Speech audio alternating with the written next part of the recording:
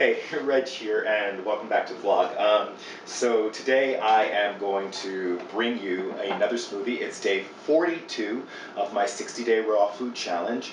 You guys may remember that on Saturday, a couple of days ago, I took you out again to the Red Hook Farm, which is run by a not-for-profit organization here in Red Hook called Added Value and Urban Solutions. And I picked up the collard greens, which I made the smoothie with yesterday, but I also, you guys may remember, picked up a bunch of dandelion greens. In fact, I took all of the dandelion greens that they had harvested that morning. Um, they were $5 a pound, which may seem like a lot, but I basically got all of the collard greens that they had out, which was like just a huge bunch, and I got all of them for $10, and it's like probably a week's worth of collard greens. So, I mean, of dandelion greens. So it was a really great deal.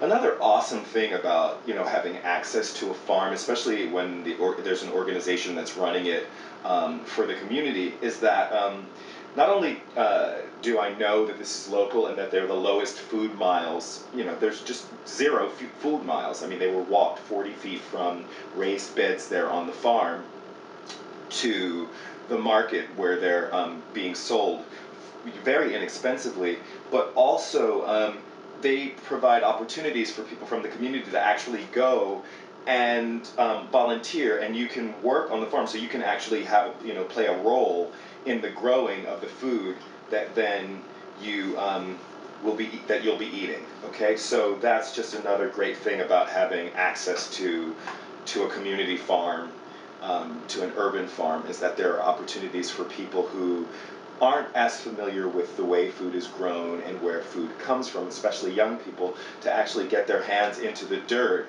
and figure out what this food stuff is all about, that it's not just something that comes in plastic bags. So I'm really excited about that. So today I'm going to use these dandelion greens, and I'm going to make a smoothie with apple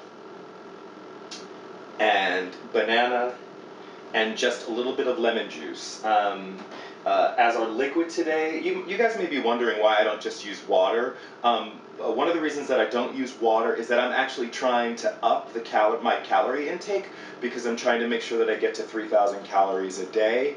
And it's not that easy to do when you're just consuming fruits and vegetables. So by using the fruit juice as my liquid, I'm giving myself, I'm adding nutrients and I'm adding calories to the drink. And I'm using usually using freshly squeezed orange juice. Today, I'm going to be using apple cider, and this is unpasteurized. I actually got it at the apple orchard, not the same place where I got the apples.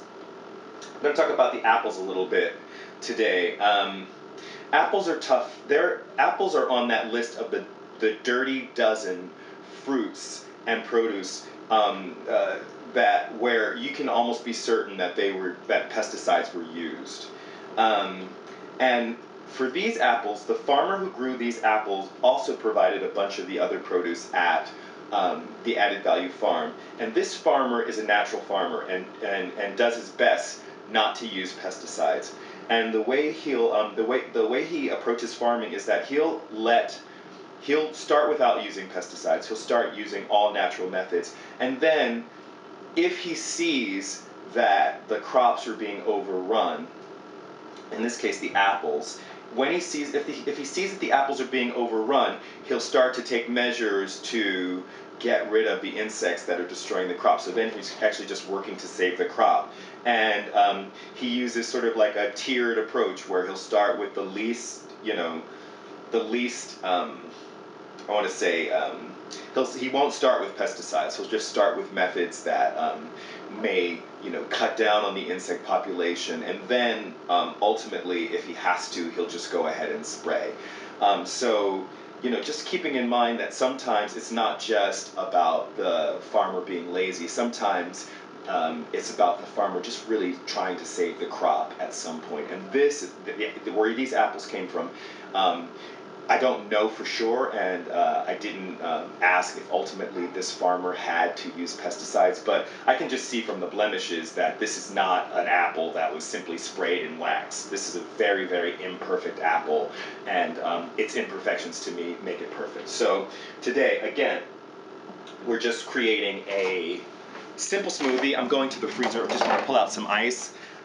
Just in case you guys are wondering about my ice, the way I've solved making my own ice is that I just pour the filtered water into the ice cube trays. So I'm going to start by putting in, I'm going to go ahead and put in, I have 7 ice cubes here, and I'm going to go ahead and put in all 7 of those ice cubes.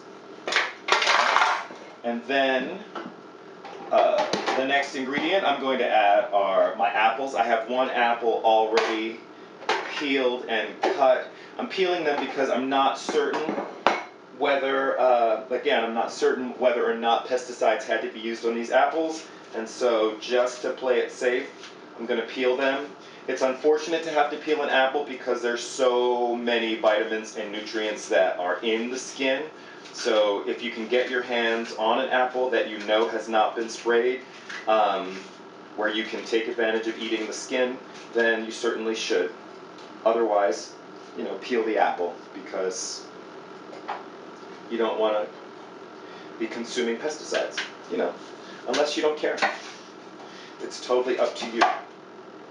And a lot of times the thing to keep in mind is, trying to maintain a healthy lifestyle isn't necessarily about seeking perfection, because sometimes trying to seek perfection can cause you more stress than you kind of undo the benefits of the food, because you're stressing yourself out and you're causing yourself so much anxiety about, oh, did I eat? What did I do? Oh, my family, they're on my back because they think that I eat like a rabbit. Why be stressful? Food should be about nurturing yourself.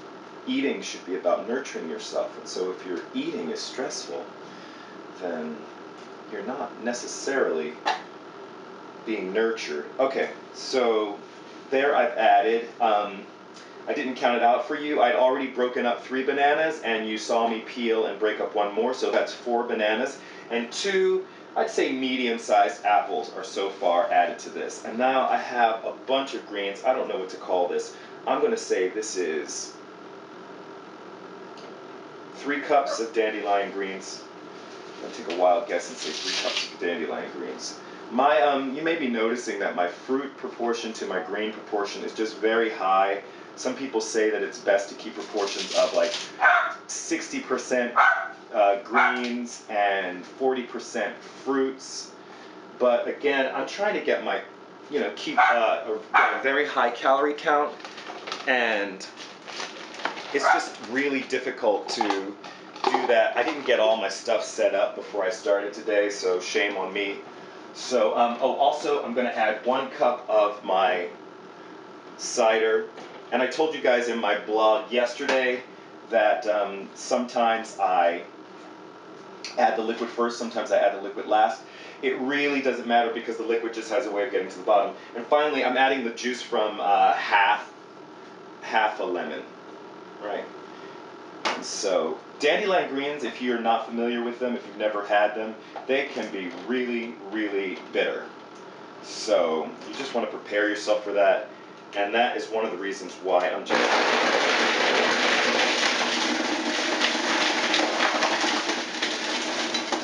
Another reason for keeping them really sweet. I'm looking for...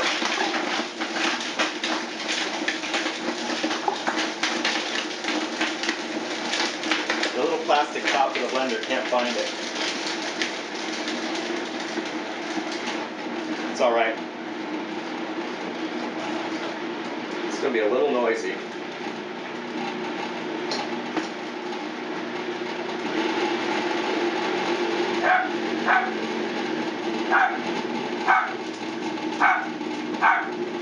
Okay, so watch that blend. I'm going to let my dog inside.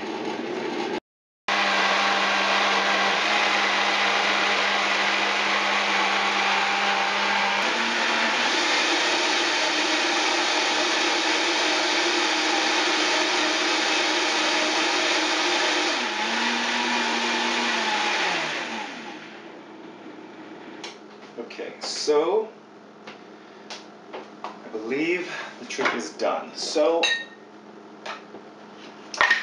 let's pour it out for you. And the texture of this is a lot more, I'm going to say, kind of like applesaucey. It's like a really, you know, drinkable applesauce.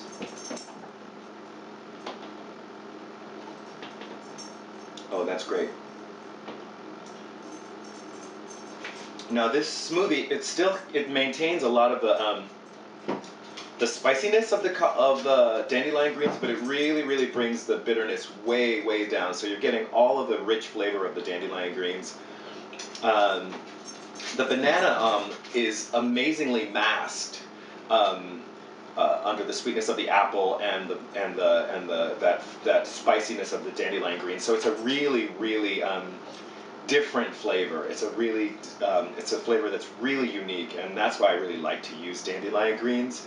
Um, I certainly was, as I said before, my favorite smoothie these days is the pineapple and the collard greens. But if you want to get the variety in there, and it's really great to switch your greens around anyway. And I'll talk to you guys a little bit more about why that's important in another blog. But in terms of just getting a variety and having a contrast to the sweetness of the pineapple and the collard greens and the creamy richness of the like mango and the chard, which is a smoothie that I made for you guys a while back. This is a real nice contrast. It's much more sort of like refreshing and appley, and it's just great. And I can even imagine adding a little cinnamon or even cayenne to add some spice to this. I've also made a version of this that was more like a soup, you know, and I just let it be really thick and ate it with a spoon, and that was really rich too. So like a green applesauce or a green kind of like an apple gazpacho type thing. So it was awesome. This is really great. I hope you guys try the recipe. Again, very simple, just apples, banana, really just apples, banana, and dandelion greens with a little lemon in there. The lemon actually to kind of enhance the sweetness. Really delicious. I hope you guys have an amazing day. Reg here on day 42 of my 60-day raw food challenge, and peace.